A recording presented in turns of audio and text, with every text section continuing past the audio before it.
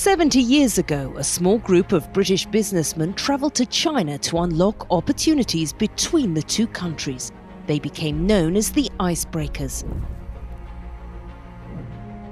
Meet the bridge builders, the individuals who dare to think beyond the horizon and open up our world.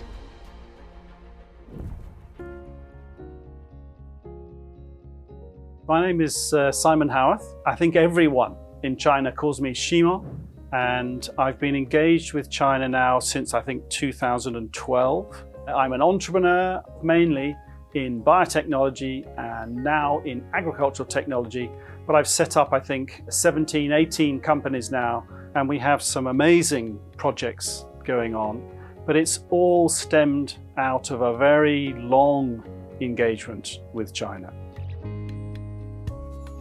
Back in about 2016, I was speaking to my father, and he said, "You do remember that the family has a very long engagement with China." My father said, "Look, go and look in the attic." And I went upstairs in the family home, and there was a chest full of information, including my grandmother's diaries, but also some books by my earlier ancestors.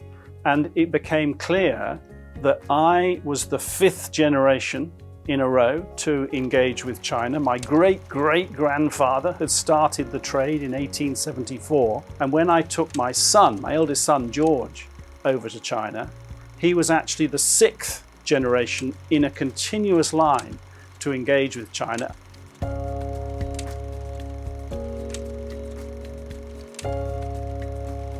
I think when I opened the chest, the biggest impression was when I found the 1963 diary, and I was going through the pages and I came across Wuhan, where I have set up my business in 2012. There's a piece here, the date April the 14th, 1963. So we got to Wuhan at 11:45 and were received by a smiling deputation, and as usual, much handshaking. And it was at that moment I suddenly realized the extent to which I was walking in my grandparents' footsteps. And that's an extraordinary thing to discover. You think you're acting completely independently in your little world when you suddenly find that it's all a continual connection with the family's history. Standing on the banks of the Yangtze River, hearing the stories about the first Yangtze River Bridge, and then finding out that that was exactly the same place that my grandparents had stood and probably heard the same stories. Those are very, very deep personal moments that you'll never forget. So the first connection with China was in the silk trade.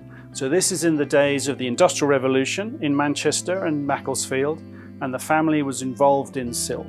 And my great-great-grandfather was importing silk from Jiangsu over to Manchester in the UK.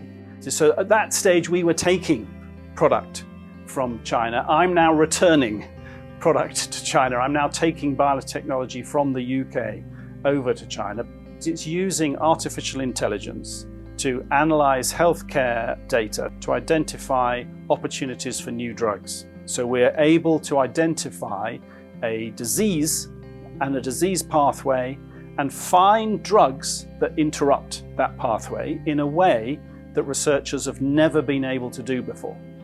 A lot of people would say that we're seeking to bring technology to China because that's what it needs. That's not actually what we're doing. We're looking at technologies with their global opportunities, and China represents one of the most important places for those technologies to be brought to effect.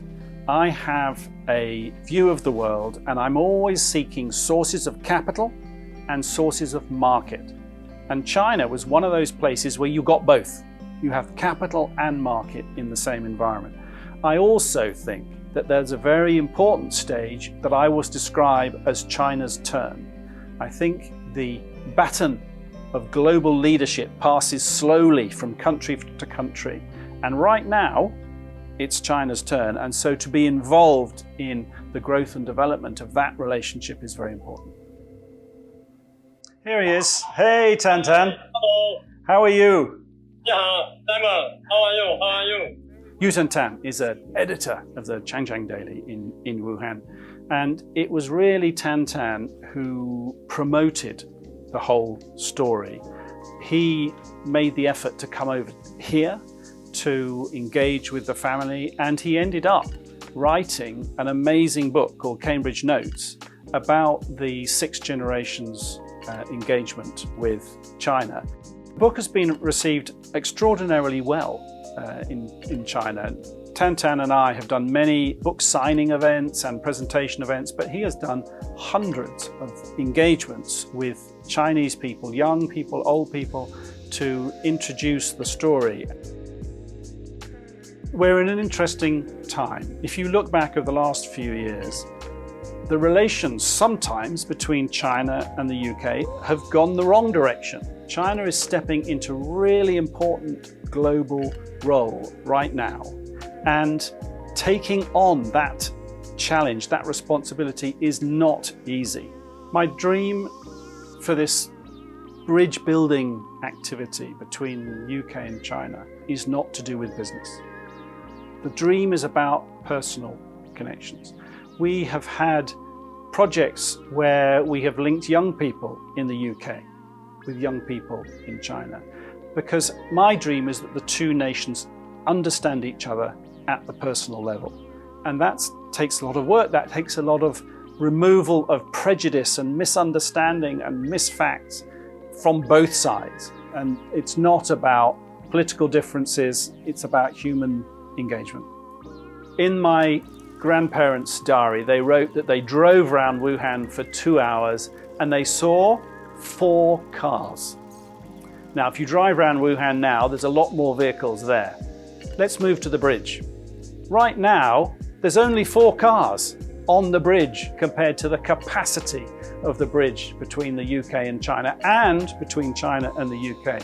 And so this is the only time in my life where my job is to create a traffic jam, try and get more traffic on that bridge between the UK and China.